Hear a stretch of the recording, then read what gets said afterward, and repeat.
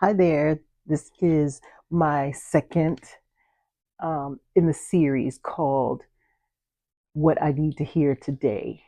And this is a way that I deal with anxiety because I am in the process of a huge midlife change. And it is daunting. And sometimes I just feel completely crazy.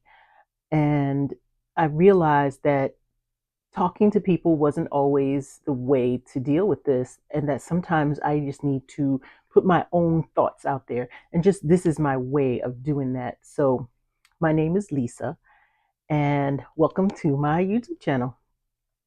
So for you guys who don't know, I am getting a divorce and I am moving outside of the country, and I'm not moving to a country that I've lived in or that I have family in. I'm not alone. I have friends there, but it's a very new experience for me because I've never lived outside the US, but I've always wished that I could, and now I feel like this is finally my chance. I feel like this is my chance to live the lifestyle that I always wanted. I mean, since childhood. I wanted to go back to the beach. I wanted to live in a place that had a slower pace, a place where it was very friendly, and a place with people who look like me in charge. And so Tobago is the place. It's Trinidad and Tobago is my favorite country in the world. And so today, what I needed to hear is that sometimes I have to tune out other people and their fears because they project their fears onto me. And you know that if you watch the past episode, that my main fear in all of this is financial. I always panic and worry that I'm going to be poor and I'm not going to have the things I need, and I'm going to have to tuck my tail between my legs and come back to the US, which is something I do not want. When I leave the US, I want to come back to visit, but I do not want to come back to live in the US. So it's very important to me that I have my shit together so that I can thrive in another country. That being said, the other thing is that it wouldn't be that hard because of the fact that it costs a fraction of what it costs to live where I live today to live there. It's not cheap by any means, but um, definitely housing is less expensive. Food is at least as expensive, if not more. But it can be done, it's more feasible. And in fact, it seems like a more feasible plan in divorce, meaning I'm going to be out on my own and just, without a combined salary for two people. It makes sense that I can do well there more than I can do well here. Even though I already have a job here, even though that job is six figures, it's still not enough. And I would still be struggling. And I would still probably have to get a part time job or do some kind of hustle because there's just no way. The other thing is so back to the tuning out people's fears.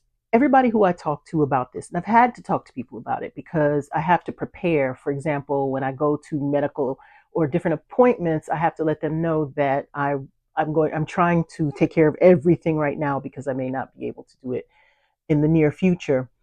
So the first thing out of everybody's mouth is, "You got a job? You got a job? You got a job?" Well, first of all, I can't work in Trinidad and Tobago just the same way as other people can't come and work in the US. I don't have a green card. So, and my thing is I don't even need to or want to do that because I have the skills to be able to make money online remotely, particularly from the US. Not exclusively, but basically globally. The only thing that really scares me is that I have not succeeded in doing that thus far. And the truth, if I want to look at the truth, the reason is I have not been able to put in the time and the consistency that is needed. I work a full time job and I have other things going on in my life. So I never really actually got to dedicate full time to this. And even when there were times when I had to be off, like because I was sick, or once when I had surgery and I was on leave, it's just not the same. You're still kind of in that place of somewhere else. You're not able to focus all of your energy on just doing what you need to do or doing what I need to do. So that fear sits with me that maybe I can't do it. Maybe I'm just fooling myself. But on the other hand, I know that's not true. I know that's not true because I've seen people that I know personally who have been huge successes at this. My One of my favorite business coaches, I met her when she was just a small, a person nearby who just worked at a nonprofit and then started a blog that developed into a whole business that has led her to millionaire status. I saw her from the beginning until now, and I see how it's done, and I see that it can be done, and it doesn't require any extreme feats. You just have to know what you want, and you have to be consistent with the pursuit of that. So knowing that, that relieves a little bit of it. So I know that this can be done. And then, sometimes I like to think about it in another way that, for example, I can just decide how much I want to make. I mean, I don't need to worry about just getting by or just being able to make the bills. No, truthfully, if I actually put my mind to it, I can make plenty of money and thrive. And that's what I plan to do. But with everybody else worrying, oh, you can't work there. Oh my God, you don't have a job. Oh my God, you don't have this, you don't have that's not helping. So what I really need to do is try my best to put my time into building these businesses and things while I'm here, which is still difficult but can be done. Another thing that happened today is I came across an article by a gentleman who calls himself the old gray thinker on Medium. And he wrote an article about how to withdraw from the attention economy. And this means that attention is at a deficit. Well, we have an attention deficit. It's true. But right now, even if you don't have ADD, the problem is there are too many things pulling attention here, pulling and just calling us and keeping us fragmented in our thoughts and unable to completely concentrate and create original thoughts and use our creativity and things like that. And I really resonated with this piece because I have tried to step back from social media because I did realize that social media it's not a bad thing inherently, but the problem is the way it's set up, it wants you to become addicted to it. So it's set up that way. And then they have these algorithms that it really irritates me that there's someone out there who wants to control how I feel and how I behave. That kind of pisses me off. So that's the one thing. But the other thing is that it's designed to keep me from doing all these other things. Put that into the perspective of I value quality of life above everything. If my life is fragmented into all these little pieces that are designed to get a reaction from me, and when I say reaction, often that reaction is rage and fear because that's what sells. So if I go on my phone, I'm scrolling, I'm looking, and it's just shit that's pissing me off. That is not helpful because it's giving me anxiety that not directly related to my, situation in life, but it is anxiety that adds to everything else going swirling around in my head. And so really taking that to heart and realizing that, yeah, I do need to cut back. And I tried to cut back several times and I just kind of failed because when I'm feeling anxious, I try to like find something to focus on to stop my brain from scrambling like that. And often because my phone's right in my hand, it ends up being the phone. And I was I was refreshed to see that he doesn't recommend that you become this social media hermit where you have to, completely withdraw, go cold turkey, and just be like, somebody who lives off the grid or something. No, that's not what he was saying.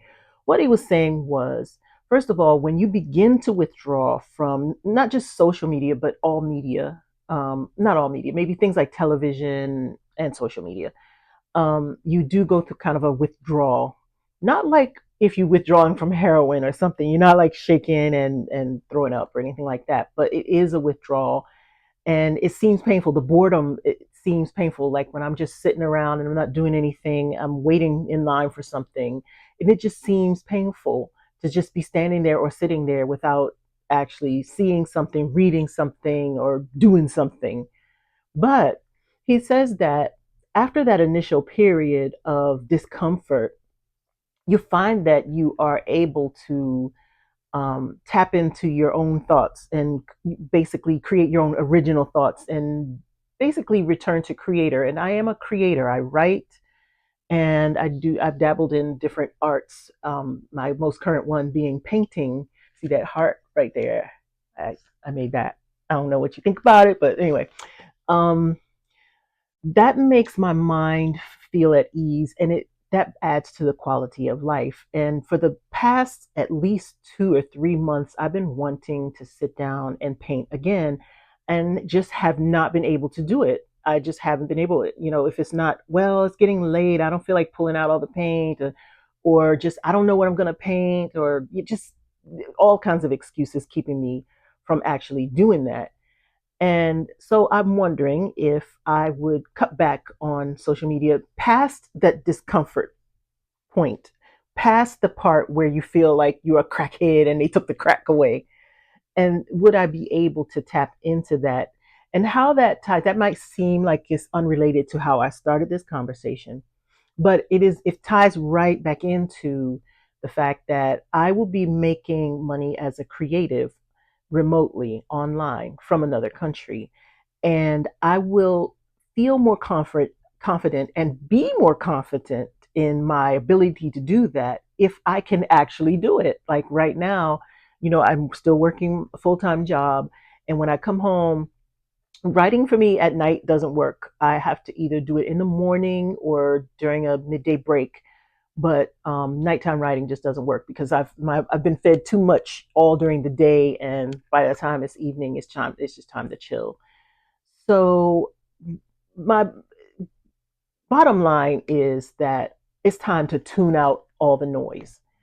And by tuning out all the noise, I mean figuring out some way to stop the questions that people are asking or just to not pay attention. I even thought of just saying, yeah, I have a little part time remote job, even though I'm lying, just to stop that line of thinking that creates the fear in me. If it makes it work, I mean, because the thing is, I know I can do these things. These are things that I haven't actually made money doing, but I know how to do them and I know how to do them well. And so I need to be able to focus, and I need to remove the doubts. So, by any means necessary, if I have to tell a little lie, if y'all watching this and I told you that, well, sorry, but hopefully by the time you see this, I'm making good money and prospering. And but as far as the social media thing, just freeing up my brain, because I'm a chronic time waster. I will waste time doing nothing, but the nothing that I'm doing is not productive. When you need to rest or something, you're just chilling, that's productive because it's like regeneration. But when you're just fumbling around, you're scrolling on social media, you're not doing anything, and you're actually diminishing your ability to then switch gears and move into whatever it is that you want to do. So all of that is to say that I plan to stop the noise, or at least quiet the noise. I'm going to try it for the next month because um, this is the middle of November, and in the middle of December is when I'm leaving to go back to Trinidad and Tobago. And I'll be staying there for a month, and I won't be working. So I will be able to focus on doing the things that it'll be like a trial run. So that's the thing that I want to do, and that will give me some indication, or it really shouldn't give me indication because, even if it doesn't go quite as the way I would like it to, at a minimum, it would tell me what I need to do and what I need to adjust. Because in the end, believing that this is possible and believing that I'm absolutely going to succeed is very important for me, because the anxiety blocks my success. And so, whatever I need to do to get rid of that anxiety is what I'm going to do. And so that looks like not me just saying no to social media completely, because we are kind of in a situation now where we need it on some level, because with so many things happening in the world, we really don't, like in the olden days when things happened, you didn't really find out about them until you were on your commute driving home on the radio, or after you get home and you watch in the evening news. Then you find out all the news and things that happened all day. Now, granted, I don't need to know every little thing minute by minute by minute by minute, but sometimes it's good to know. So I think that the first step in this, and this is just the first step, and then I'll report to you and let you know how it works. But the first step is to limit the social media for a certain window of time, kind of similar to how people do intermittent fasting, except it's not about food. So instead of any time of day or night picking up my phone and scrolling, there's going to be blackout time. Blackout time being when I wake up in the morning, and I guess realistically to start 1 to 2 hours of no social media at all. And then in the evening before I go to sleep, this is really important because the things that you see and you consume before sleep affect your sleep. So at least an hour before bedtime. And then during the night, like I sometimes I have insomnia and I wake up and I get to scrolling, that's going to be no, in the nighttime, there's going to be no social media whatsoever. So those are the things that I'm going to try, and I'll report back to you in a few weeks to let you know exactly how that's working, and to note my progress or the challenges that I experienced doing this. But in the end, I am absolutely dedicated. The point is that I am not going to change my mind. I am leaving the United States of America regardless. And I just need to make sure that I do it in the best way that I can, with the best opportunity or the best possibility of success. So, y'all pray for me. See you next time.